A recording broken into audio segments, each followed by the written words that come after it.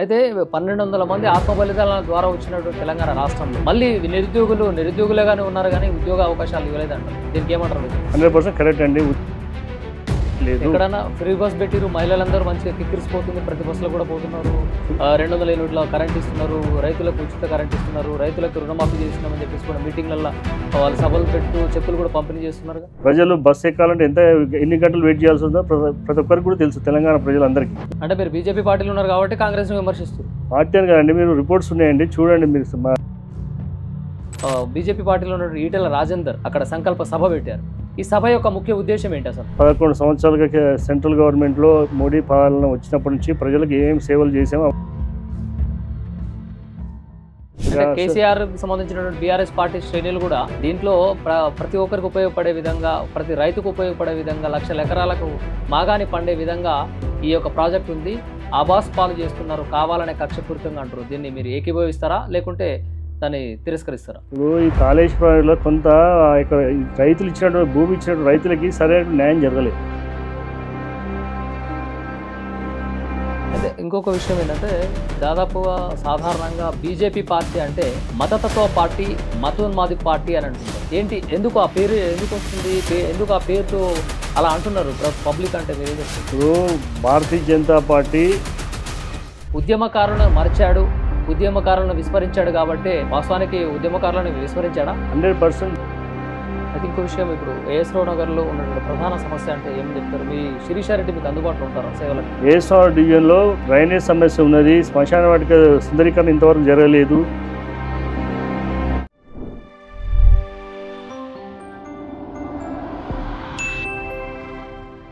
Special person ఇంటర్వ్యూలో భాగంగా ఈరోజు మనతో పాటు ఏఎస్ రావు నగర్ డివిజన్ ప్రెసిడెంట్ అయినటువంటి కన్నెబోయిన రమేష్ యాదవ్ మనతో పాటు ఉన్నారు. అడ్వకేట్ కూడా విధి నిర్వహణలో భాగంగా విశిష్ట సేవలు అందిస్తున్నటువంటి ఆయనని అడిగి తెలుసుకునే ప్రయత్నం చేద్దాం. ఎందుకు బీజేపీ పట్ల అంత ప్రేమ మక్కువ అనేది అడిగి తెలుసుకునే ప్రయత్నం చేద్దాం. నమస్తే అన్న. నమస్కారం అండి. అన్న బాగున్నారా? చెప్పండి, ఏంది ఈ బీజేపీ పార్టీ పట్ల మీకు ఎందుకు ఆసక్తి కలిగింది? ఈ పార్టీలో ఎందుకు పనిచేస్తారు? భారతీయ జనతా పార్టీ ఒక దేశం కోసం, ధర్మం కోసం పనిచేసేటువంటి పార్టీ. ముఖ్యంగా దేశభక్తి బీజేపీ పార్టీలో ఎక్కువగా ఉన్నది, జాతీయ భావాలు ఎక్కువగా ఉన్నాయి బీజేపీ పార్టీలో. అందుకోసమే బీజేపీ పార్టీలో పనిచేయడం జరుగుతుంది. అయితే మీరు మొదటి నుంచి కూడా చాలా కాలంగా బీజేపీలో పనిచేస్తున్నారు. అంటే ఎలా మీ రాజకీయ ప్రస్థానం మొదలైందంటే ఏం చెప్తారు? నేను 1990లో ఆర్ఎస్ఎస్ శాఖలో చేరడం జరిగింది. ముఖ్య శిక్షకుగా కూడా పనిచేయడం జరిగింది. 2 శాఖలు నడిపించాను, ఉదయం శాఖ, సాయం శాఖ. 94లో ఏబీపీ 14 రాష్ట్ర మహాసభలు కర్నూలులో అయినాయి, అక్కడ పాల్గొనడం జరిగింది. ఏబీపీలో యాక్టివ్గా పనిచేసాను ఇంటర్మీడియట్ ఉన్నప్పుడు. 1996 బీజేపీ పార్టీ మహారాష్ట్రలో శివసేన బీజేపీ గఠబంధన్లో కొత్తగా అధికారం వచ్చింది కాబట్టి ఆ యొక్క సమావేశాలు, జాతీయ సమావేశాలు కూడా పాల్గొనడం జరిగింది. ఆ యొక్క సమావేశాలు 3 రోజులు జరిగినాయి మహారాష్ట్రలో. అది మహాలక్ష్మి రేస్ కోర్సులో మేము పాల్గొనడం జరిగింది. అయితే ఇప్పుడు రీసెంట్గా 11 ఏళ్ల నరేంద్ర మోదీ పాలనలో రాష్ట్రానికి ఎంతో మేలు చేశాము, ఎన్నో లక్షల కోట్లు నిధులు ఇచ్చామని చెప్పి చెప్తున్నారు. అయితే కాంగ్రెస్ పార్టీ ఏమో ఇవ్వలేదు అంటారు. దీనికి మీ సమాధానం? ఇప్పుడు కాంగ్రెస్ పార్టీ చెప్పేటివన్నీ బూట మాటలు. ఎందుకంటే మన జాతీయ స్థాయిలో కూడా మనకు కేంద్రం నుంచి వచ్చే పథకాలు, ముఖ్యంగా ప్రధానమంత్రి ఆవాస్ యోజన అంటే డబుల్ బెడ్రూమ్ విషయంలో కూడా సెంట్రల్ గవర్నమెంటే ఇస్తుంది, పాత్ర ఉంది. ఎన్నో ఇళ్ళకి కూడా డబ్బులు ఇవ్వడం జరిగింది. అదేవిధంగా రేషన్ కూడా సెంట్రల్ గవర్నమెంటే ఇస్తుంది. దాంట్లో కూడా ఏముందో మీ అందరికీ తెలిసిన విషయమే. అదేవిధంగా సిటీస్ కూడా డెవలప్మెంట్ కూడా సెంట్రల్ గవర్నమెంట్ డబ్బులు ఇస్తుంది. ఇవాళ జాతీయ రోడ్లు కానీ మళ్ళీ గ్రామీణ రోడ్లకు కూడా సెంట్రల్ గవర్నమెంట్ డబ్బులు ఉన్నది. మీకు శ్మశాన వాటికి కూడా 10 లక్షల రూపాయల వరకు సెంట్రల్ గవర్నమెంట్ ఇస్తుంది. ప్రతి గ్రామ పంచాయతీ కూడా సెంట్రల్ గవర్నమెంట్ ఇస్తుంది. మీకు డెవలప్మెంట్స్ కూడా మ్యాక్సిమం అన్నిటికీ సెంట్రల్ గవర్నమెంట్ ఇస్తుంది. అయితే కేంద్రము ఇస్తున్నది అని మీరు అంటున్నారు. అయితే రాష్ట్రానికి ఎలాంటి బడ్జెట్ ఇవ్వట్లేదు అని చెప్పేసి కాంగ్రెస్ పార్టీలో ఉన్నటువంటి సీఎం రేవంత్ రెడ్డి అంటున్నాడు. అంటూనే ఢిల్లీ ప్రయాణాలు దాదాపుగా 40 సార్లు చేశారు. దీన్ని ఎలా చూడొచ్చు అంటారు? ఇప్పుడు కేంద్ర ప్రభుత్వం ఇవ్వట్లేదు అనేది బూటకము. ఎందుకంటే ప్రతి రాష్ట్ర ప్రభుత్వానికి కేంద్రం ఖచ్చితంగా డబ్బులు ఇస్తున్నది. రేవంత్ రెడ్డి గారు ఏంటంటే బట్టగాల్చి మీద వేయడం తప్ప వేరేం లేదు. ఎందుకంటే మన తెలంగాణ వచ్చినప్పుడు మిగులు బడ్జెట్ ఉన్నాడు, దాన్ని ఇటు కేసీఆర్ ఇటు రేవంత్ రెడ్డి ఇద్దరు కూడా దాన్ని అగత్పాతాలను తీసుకుపోవడం జరిగింది. ఈరోజు 6 పథకాలు చెప్పినటువంటి రేవంత్ రెడ్డి గారు ప్రజలకి ఆ 6 పథకాలు చేయలేక సెంట్రల్ గవర్నమెంట్ ఒక బదనాలు లేపడానికి ప్రయత్నం చేస్తారు. అంతేగాని అంతకంటే వేరేం లేదండి. అంటే 6 గ్యారెంటీలు అమలు అవుతున్నాయి, ప్రజలైతే ఆనందంగా ఉన్నారని వాళ్ళు అంటున్నారు. 6 గ్యారెంటీలు అమలు కావట్లేవా? 6 గ్యారెంటీలు స్పష్టంగా అమలు అవ్వట్లేదు, ఎవరికి చేరటం లేదు. కేవలం టీవీలో మీడియాలో ఇవ్వడానికే వాళ్ళు కొంతమందికే ఇస్తున్నారు, అందరికి ఇవ్వట్లేదు. ఎక్కడన్నా ఫ్రీ బస్ పెట్టిరు, మహిళలందరూ మంచిగా కిక్కిరిసిపోతుంది, ప్రతి బస్సులో కూడా పోతున్నారు. 200 యూనిట్ల కరెంట్ ఇస్తున్నారు, రైతులకు ఉచిత కరెంట్ ఇస్తున్నారు, రైతులకు రుణమాఫీ చేసినామని చెప్పేసి కూడా మీటింగ్లలో వాళ్ళు సభలు పెడుతూ చెక్కులు కూడా పంపిణీ చేస్తున్నారు. ఇప్పుడు ఉచిత బస్సు వల్ల ఎన్ని ఇబ్బందులు అందరికీ తెలుసు. ఎంతమంది మహిళలు రోడ్ల మీద వెయిట్ చేయాల్సి వస్తుందో, ప్రజలు బస్సు ఎక్కాలంటే ఎన్ని గంటలు వెయిట్ చేయాల్సి వస్తుందో ప్రతి ఒక్కరికి కూడా తెలుసు, తెలంగాణ ప్రజలందరికీ. ఈ ఫ్రీ బస్సు అని చెప్పడానికే ఉంది, కానీ ఫ్రీ బస్సు వల్ల ఏమీ ప్రజలకు ఉపయోగం అవుతలేదు. ఎంతోమంది మగవాళ్ళకి అన్యాయం అవుతుంది. అంటే మగవాళ్ళు అంటే ముఖ్యంగా పిల్లలు కానీ ఇంకా వాళ్ళకి కానీ చాలా ఇబ్బందులు పడుతున్నారు. అంటే రైతులకు కూడా దాదాపుగా 31,000 కోట్లు రుణమాఫీ చేశామని చెప్తుంది. రుణమాఫీ చేసామని చెప్పడం అంతా బూటకము. ఎందుకంటే ఇప్పటికి కూడా గ్రామీణ పేదలకు స్పష్టంగా చేరలే నిధులు, బడుగు బలహీన వర్గాలు కూడా ఇంకా చేరలేదు. అంటే మీరు బీజేపీ పార్టీలో ఉన్నారు కాబట్టి కాంగ్రెస్ని విమర్శిస్తారు. పార్టీ అని కదండి, మీరు రిపోర్ట్స్ ఉన్నాయండి చూడండి, మీరు సామాజికంగా మీరు అన్నీ ఉన్నాయి కదా, ప్రజల్ని అడగండి, మీరు తెలుస్తుంది. సామాన్య ప్రజల్ని అడగండి, తెలుస్తుంది. ఎందుకు మీ నియోజకవర్గంలో కావట్లేవా? ఎక్కడ కావట్లేదు, తెలంగాణ రాష్ట్రంలో కావట్లేదు. కేవలం పేపర్ ప్రకటనకే ఉన్నది గవర్నమెంట్. అయితే అది ఒక సన్నాలకు కూడా 500 రూపాయలు బోనస్ ఇస్తున్నామని చెప్పేసి మంత్రి ఉత్తమ్ కుమార్ రెడ్డి కూడా ప్రసంగాలలో చెప్తున్నారు, టీవీలలో వస్తున్నది. దీన్ని ఎలా చూడవచ్చు మరి? ఇప్పుడు చెప్పడం వరకే ఉందండి, చేయడం లేదండి. అంత పేపర్ వరకే ఉంది కానీ పబ్లిక్ పోవడం లేదు, పేపర్ మీద చూపిస్తున్నారు. ప్రతిపక్షంగా ఉన్న మీరు ఏమంటున్నారు మరి దానికి? ఒకవేళ పేపర్ పరంగానే ఉంది, నిజం లేదు అని అన్నప్పుడు దాని మీద మీరు ఖండించవచ్చు కదా? మేము ఖండిస్తున్నాము, మా పార్టీ మొత్తం రాష్ట్ర స్థాయిలో కార్యక్రమాలు చేస్తున్నాము. మేము వారికి ఏమేం చేయట్లేదు అన్నీ కూడా ప్రజల దగ్గర తీసుకుపోతున్నాం. అయితే ఇంకొక విషయం, ఇప్పుడు బీజేపీ పార్టీ ఏడాది కాలం బీజేపీ పార్టీలో ఉన్న ఈటెల రాజేందర్ ఏడాది కాలం పూర్తవుతున్నటువంటి శుభ సందర్భంలో అక్కడ సంకల్ప సభ పెట్టారు. ఈ సభ యొక్క ముఖ్య ఉద్దేశం ఏంటి అసలు? ఈ యొక్క సభ ముఖ్య ఉద్దేశం అంటే 11 సంవత్సరాలుగా సెంట్రల్ గవర్నమెంట్లో మోడీ పాలన వచ్చినప్పటి నుంచి ప్రజలకు ఏమేమి సేవలు చేసామో అవన్నీ కూడా ప్రజలకు వివరించడము, కేంద్ర పథకాల గురించి ప్రజలకు చెప్పడం, మరియు వారికి నిధులు చేరినా లేవు కూడా మేము అన్ని సమీక్షించుకోవడం ఇవన్నీ జరుగుతున్నాయి. మరియు ముఖ్యంగా ఈటల రాజేందర్ గారు ఏడాది పాలన ఏంటంటే ప్రజలు మల్కాయి పార్లమెంట్లో కూడా అన్ని కాలనీలకు కానీ అన్ని అసోసియేషన్లకు కూడా నిధులు కేటాయించడం జరిగింది, వారి యొక్క ఎంపీ నిధుల నుంచి.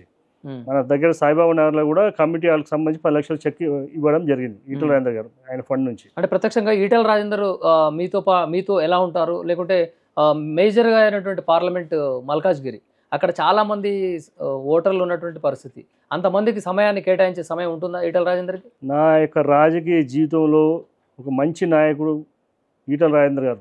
ఎందుకంటే అటువంటి నాయకుడు ఇంతవరకు నేను చూడలేను నా జీవితంలో.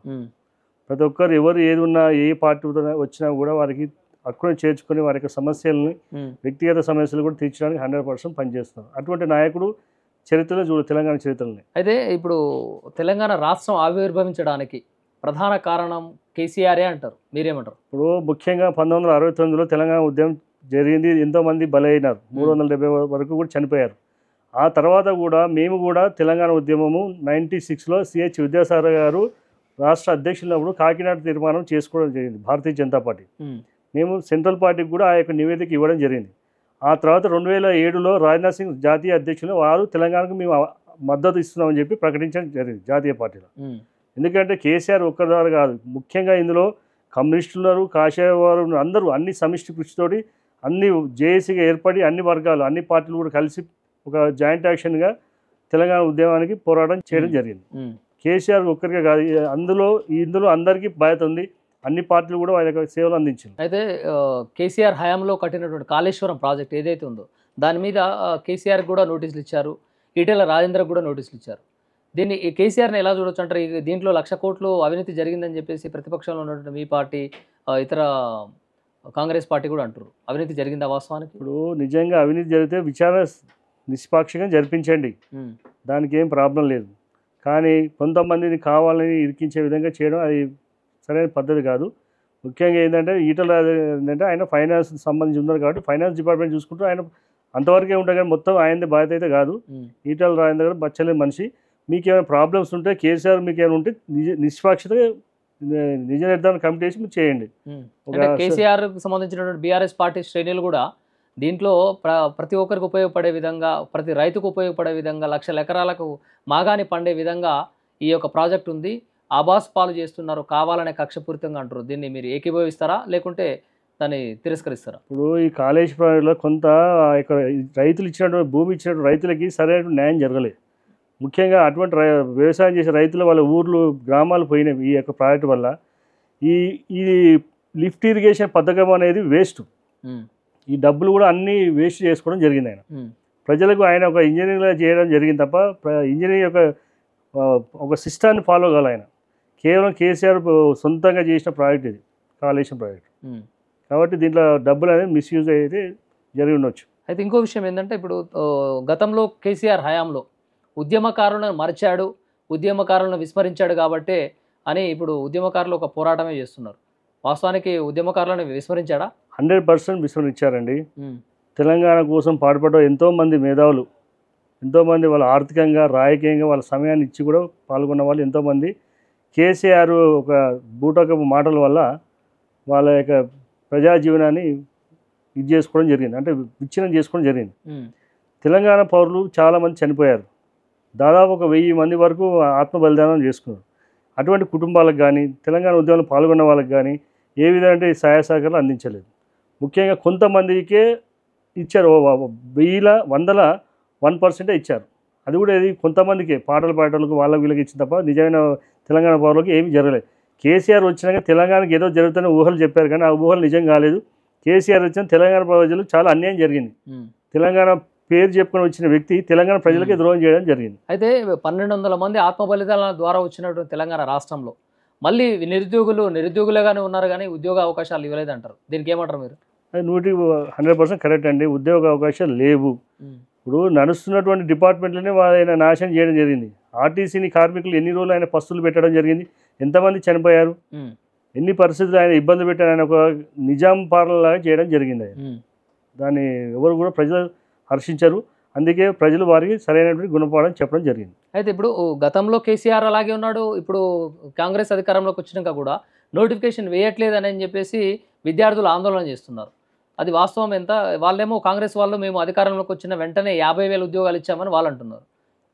మీరేం చెప్తారు? ఇప్పుడు రాష్ట్ర ప్రభుత్వం దగ్గరే డబ్బు లేవని చెప్పి మొన్న రేవంత్ రెడ్డి గారు ప్రెస్ మీట్లు చెప్పడం జరిగింది. మేము చెప్పడం కాదు, ఉన్న ముఖ్యమంత్రి మా దగ్గర డబ్బులు లేవని చెప్పడం జరిగింది. ఇక ఉద్యోగాలు ఏమి ఇస్తున్నారో ఏమి చేస్తున్నారో మీ అందరికి తెలిసిన విషయం. కాంగ్రెస్ పార్టీ అధికారంలోకి వచ్చి 1.5 సంవత్సరం అవుతుంది కదా. ఇప్పుడు అంత ముందుకు ఎన్ని మాయ మాటలు చెప్పి కేవలం అధికారం కోసమే ప్రజలకు తప్పుడు వాగ్దానాలు ఇచ్చి అధికారం చేజిక్కిచ్చినాక నాకు డబ్బులు లేవనంటే ఎంతవరకు సమంజసం? ప్రజలకి మీరు డోకా చేయడం అంటే ఒక నమ్మక ద్రోహం చేయడం జరిగింది.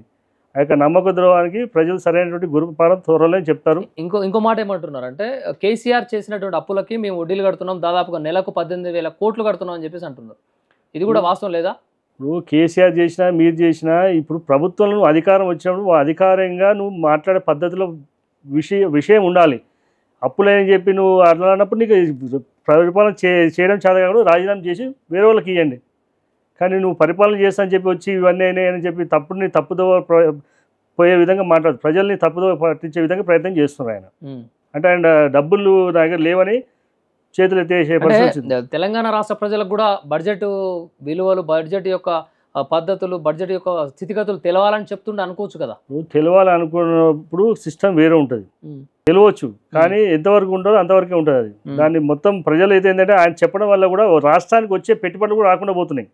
ఆ విధంగా చెప్పడం వచ్చే పెట్టుబడులు రాకుండా పోతున్నాయి. ఎందుకు రావట్లేదు? ఇప్పుడు అందాల పోటీలు నిర్వహించి దానికి పెట్టుబడులు తేవడం కోసం మొన్న 1,00,000 కోట్లు పెట్టుబడులు వచ్చినాయని చెప్పేసి పేపర్లు ఇచ్చారు. ఇప్పుడు పేపర్లో మీకు పేపర్ ఇచ్చారు కరెక్ట్, కానీ ఏమైందో మీకు కూడా కొన్ని పేపర్లో అవాంఛనీయ సంఘటనలు జరిగినాయని చెప్పి జరిగిన విషయం ప్రతి ఒక్కరికి తెలుసు. అందాల పోటీలో పనిచేసి వచ్చిన వాళ్ళు మేము చాలా బాధపడుతాం అన్న స్టేట్మెంట్ రావడం జరిగింది. దానికి ఎవరు బాధ్యత వహిస్తారు? అంటే ఎక్కడా లేని విధంగా తెలంగాణలో 109 దేశాల నుంచి వచ్చినటువంటి అందాల పోటీలు, అక్కడి నుంచి వచ్చినటువంటి అందాల భామలతోటి అందాల పోటీలు నిర్వహించి పెట్టుబడుల కోసం చేసిన ప్రయత్నం అనుకోవచ్చు కదా అంటున్నా. అది ప్రజలు ఎవరు కూడా హర్షించారు, ముఖ్యంగా మహిళా సంఘాలు కూడా హర్షించే విషయం కాదు అది. నువ్వు సమాజానికి ఇవ్వాల్సిన విషయం ఏంటంటే మీరు ఉన్న రాష్ట్రంలో అధికారంలో వారు మీరు ప్రజల దగ్గర పోవాలి, ప్రతి గ్రామానికి వెళ్ళాలి, ప్రజల దగ్గరికి పోయి పాలన చేయాలి. అంతేగాని అందాలపడి వల్ల కాదు. ప్రజలు చేసేది మా నాయకుడు మాకేం చేసిన ఉద్దేశంతో చేసింది తప్ప ఈ అందాల పోటీ కోసం దీనికోసం కాదు ఆయన ఓటేసింది. అయితే ఇంకొక విషయం ఏంటంటే దాదాపుగా సాధారణంగా బీజేపీ పార్టీ అంటే మతతత్వ పార్టీ, మతోన్మాది పార్టీ అని అంటుంటారు. ఏంటి, ఎందుకు ఆ పేరు ఎందుకు వస్తుంది, ఎందుకు ఆ పేరుతో అలా అంటున్నారు పబ్లిక్. అంటే మీరేం చెప్తారు? ఇప్పుడు భారతీయ జనతా పార్టీ ఒక దేశం కోసం పనిచేసే పార్టీ. మా పార్టీలో అన్ని వర్గాల ప్రజలు ఉన్నారు. ముస్లిమ్స్ ఉన్నారు, క్రిస్టియన్స్ ఉన్నారు, అన్ని వర్గాల ప్రజలు ఉన్నారు. ముఖ్యంగా అటల్ బిహారీ వాజ్పేయి వచ్చాక పాకిస్తాన్తో కూడా మన సంబంధాలు ఏర్పరచుకోవడం జరిగింది. అదేవిధంగా బస్సు యాత్ర కూడా వేయడం జరిగింది. కావాలని కొన్ని ప్రతిపక్షాలు వాళ్ళు గెలవలేక మా మీద అబండాలు వేయడం జరుగుతుంది. అదంతా ఒకటి అబండాలే. ఎంతోమంది ప్రజలు ఇవాళ ముస్లిం కమ్యూనిటీలో కూడా చాలామంది పథకాలు సెంట్రల్ గవర్నమెంట్ ముస్లింలకు కూడా మంచి పథకాలు ఇవ్వడం జరుగుతుంది. వాళ్ళ యొక్క డెవలప్మెంట్ కూడా ఒక బోర్డుని ఏర్పాటు చేసి వాళ్ళ బోర్డుకి మైనారిటీ బోర్డుకు కూడా నిధులు ఇవ్వడం జరుగుతుంది. అదేవిధంగా తలాక్ అనే విషయాన్ని కూడా తీయడం జరిగింది. ఎందుకంటే మహిళలు చాలామంది ఇబ్బంది పడుతున్నారు కాబట్టి వాళ్ళకి సంక్షేమం కోసం చేయడం జరిగింది. ఎన్నో సంక్షేమ కార్యక్రమాలు సెంట్రల్ గవర్నమెంట్ చేయడం జరిగింది మోడీ గారి పాలనలో. 50 ఏళ్ళ ఎమర్జెన్సీ అని చెప్పేసి కూడా బీజేపీ అంటుంది. ఏంటి 50 ఏళ్ళ ఎమర్జెన్సీ? ఇందిరాగాంధీ అనేది ఒక టైటిల్స్ తోటి పోస్టర్స్ వచ్చినాయి. ఏంటి ఎమర్జెన్సీ ఏంటి చెప్పండి, దీని కథ ఏంటి? ఆమె ఎన్నికల్లో ఓడిపోయిన తర్వాత హైకోర్టు తీర్పు ఇచ్చిన తర్వాత ఆమె మళ్ళీ అధికారంలో ఉండాలనే ఉద్దేశంతో ఎమర్జెన్సీ పాలన 1975 నుంచి 77 వరకు విధించడం జరిగింది. ఎందుకోసం అంటే ఆమె ప్రెస్కి కానీ దేనికి కానీ స్వేచ్ఛ చేయకుండా అన్ని ఆమె యొక్క కబంధ హస్తాల్లో ఉండడం జరిగింది. దానికి వ్యతిరేకంగా దేశవ్యాప్తంగా జయప్రకాష్ నారాయణ అని చెప్పి ఒక సోషలిస్ట్ ఆయన కానీ అన్ని పార్టీలు ఏకమై ఈ యొక్క ఇందిరాగాంధీ పాలనకు వ్యతిరేకంగా పోరాటం చేయడం జరిగింది. ఆ పోరాటం వల్ల 1977లో మొరార్జీ దేశాయ్ గారి ప్రభుత్వం ఏర్పడడం జరిగింది. అది ఒక చీకటి పాలన. ఎవరు కూడా బయటికి తిరగనీక లేదు, ఎవరు కూడా మాట్లాడడానికి స్వేచ్ఛ లేని కాలం అది. కాబట్టి అది ఎమర్జెన్సీ కాబట్టి ప్రజలు తెలియాలనే విషయం భావితరాలు కూడా తెలియాలని చెప్పడం జరిగింది. అయితే కాంగ్రెస్ పార్టీ అధికారంలోకి వచ్చిన తర్వాత ఉద్యమకారులను మర్చిపోవద్దు అనే ఉద్దేశంతో గద్దర్ అన్న అవార్డులు ఇవ్వడం జరిగింది. ఫిలిం స్టార్స్కి ఆ అవార్డులు ఇవ్వడం ఎంతవరకు కరెక్ట్ అంటారు? ఇప్పుడు గద్దర్ మీద ప్రేమ ఉంటే గద్దర్కి వేరే ఏమైనా చేయొచ్చు, కానీ ఆ యొక్క ఫిల్మ్ స్టార్కి వాళ్ళు కళాకారులకి ఇవ్వాల్సిన గౌరవం ఇంతకుముందుకు అవార్డు ఉండే, నంది అవార్డ్స్ అని ఉండే, దాన్ని అలాగే చేస్తే బాగుంటుండే. గద్దర్ చేయడం వల్ల ఇంకో ప్రభుత్వం వస్తే మారుస్తుంది, కానీ అది పద్ధతి కాదు. ఎందుకు ఒక వ్యక్తిని ఇది కావడం. కాబట్టి ఏంటంటే ఆ గద్దర్ అవార్డుని తీసేసి వేరే పేరు పెట్టండి. మీకు అంతా ఆయన ప్రేమ ఉన్న కళాకారుల మీద ప్రేమ ఉంటే కళాకారులు సపరేట్గా వేరే ఇవ్వండి. ఆయన కళాకారులకు ఏం చేసిందో చెప్పాలి.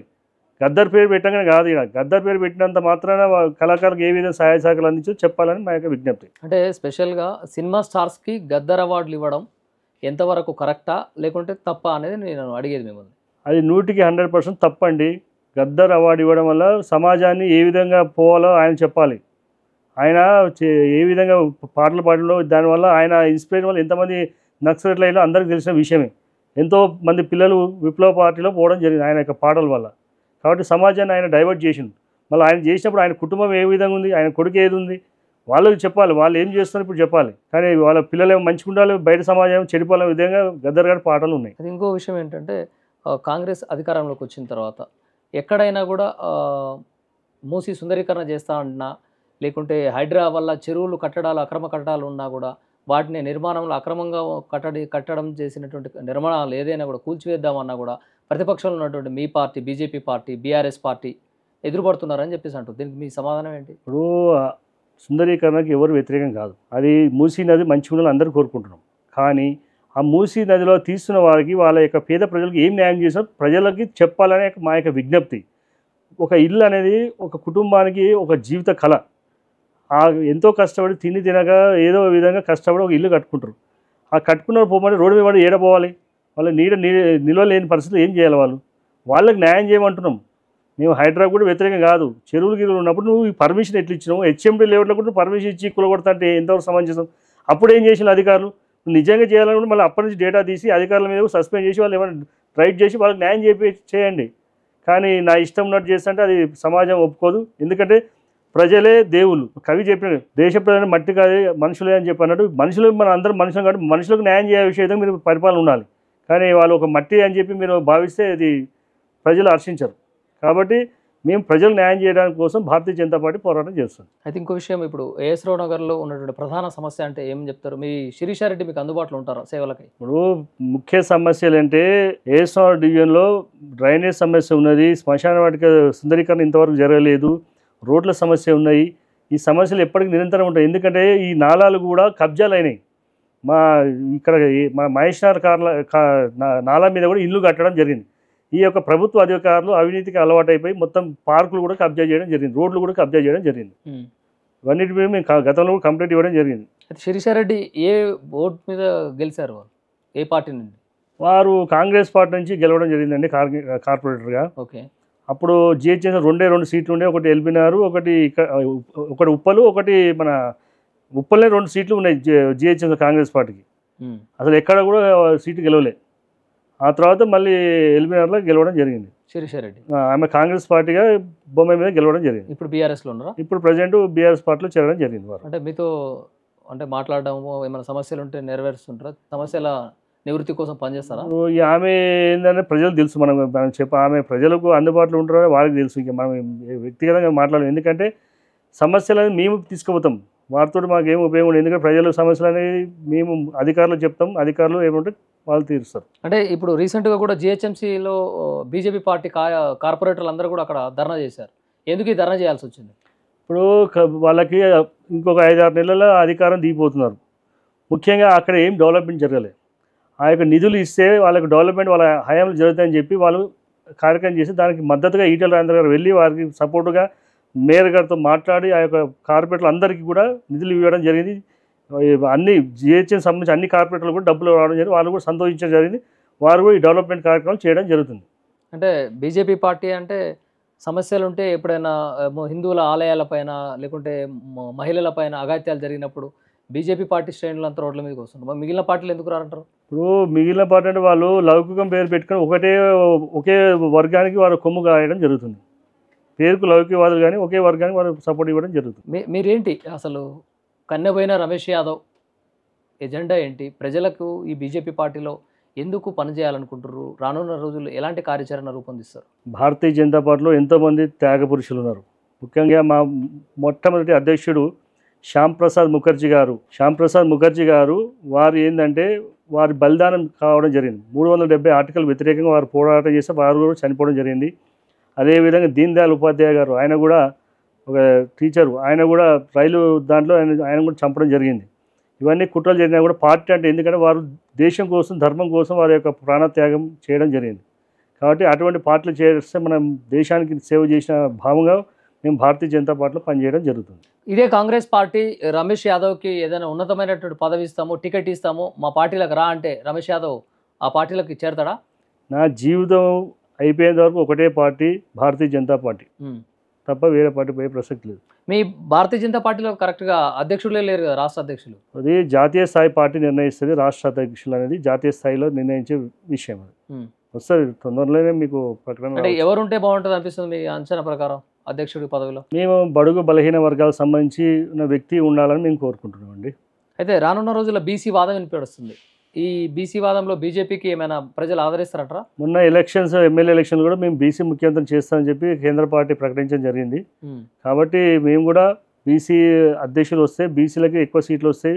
ఈ నియోజకవర్గాల పెరిగితే కూడా బీసీ నాయకత్వం రావాలని మేము కోరుకుంటున్నాం, ఆశిస్తున్నాం. అంటే మీ ఏఎస్ రావు నగర్లో బీసీ ఓటర్ శాతం ఎంత ఉంటుంది? చాలా ఉంటాయండి, దాదాపు ఒక 30,000 వరకు ఉంటాయండి. రమేష్ యాదవ్ సంకల్పం ఏంటి భవిష్యత్తులో? మేము ఖచ్చితంగా రానున్న జిహెచ్ఎంసీ ఎలక్షన్లో కార్పొరేట్గా పోటీ చేయాలని సంకల్పం ఉన్నది.